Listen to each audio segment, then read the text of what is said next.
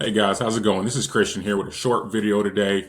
Today we're talking about what to do when you get an IRS letter that came through the mail. Most taxpayers don't know what to do. They kind of panic. Some don't do anything and just ignore it and hope that it goes away. Others go and rush and pay it, which is fine if it is the correct tax bill on there or if it's something that can't be fixed. And then others reach out to their CPAs to say, hey, I got this letter in my mail. What should I do? Or it's telling me that I need to do that. The first thing you need to do, open up that letter, take a look at it, and attempt to read it to see what is the IRS trying to say. Did they do some audit reconsideration where they adjusted my numbers and I have to owe? Are they trying to collect? Is it some type of CP collection notice? Or is it just a general scam, fraud IRS letter that your CPA can kind of look at and kind of tell you, hey, this is not a real IRS letter, right? So the first thing you need to do is read that IRS notice to see what are they trying or attempting to say.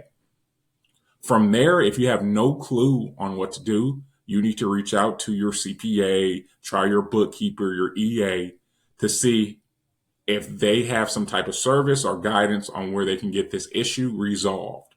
Most CPAs don't offer this service. Most attorneys don't offer this type of tax resolution service. Some do, some don't.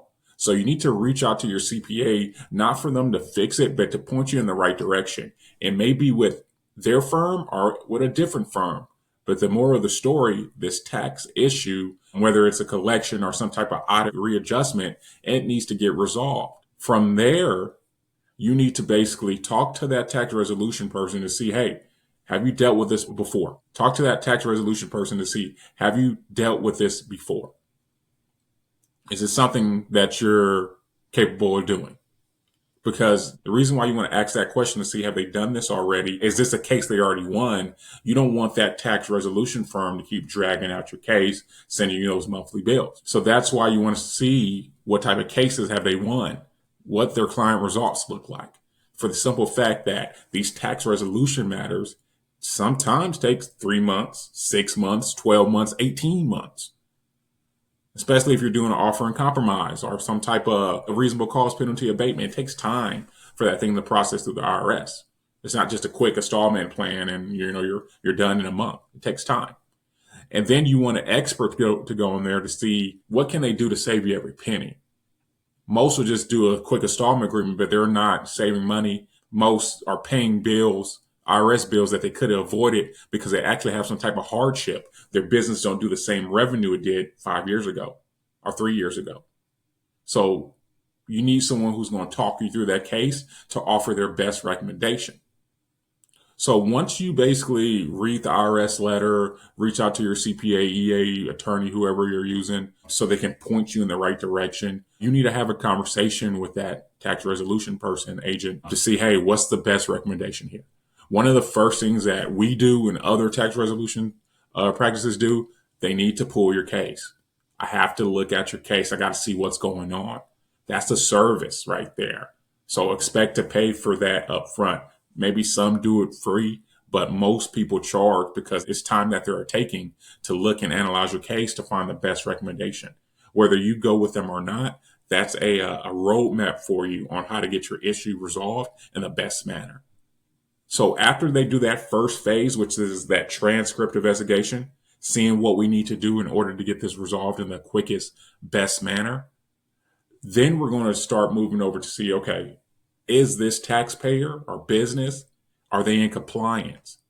So if you're looking to get some type of tax resolution and you're not in compliance, consider it, you ain't getting that done.